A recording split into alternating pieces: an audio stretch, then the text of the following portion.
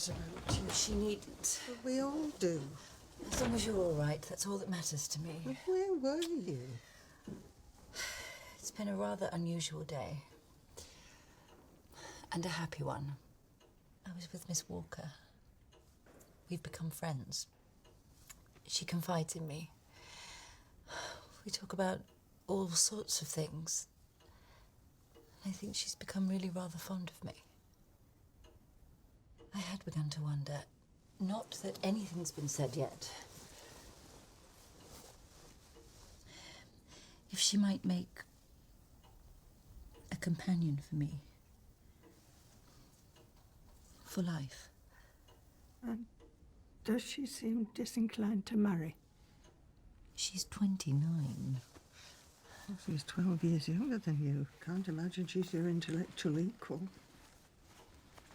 Would that matter? If our tastes were the same, and we were fond of one another? Is she vulgar? No, I thought the aunt was a bit, but not her. But where would you live? Here, at Shipton. Not that anything's been said yet. But would you leave Crow'Nest? It's very elegant. Shipton could be elegant. Shipton will be elegant. You know I want you to be happy above all things. That her tribe will have things to say. What could be better for them? Two respectable, landed ladies living together as companions. They wouldn't have to worry about her anymore, would they? She has 2,500 a year.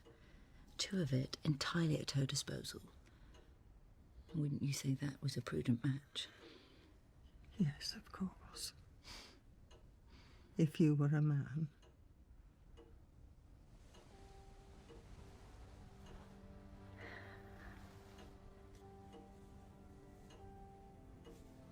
Nature played a challenging trick on me, didn't she?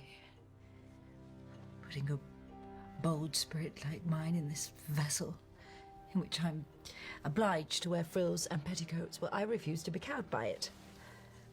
People can be very cruel. Shame on them. I don't want you to be hurt. Sometimes, if we want to be happy, we have to risk getting hurt. This is Halifax. They don't mince words. They can't touch me.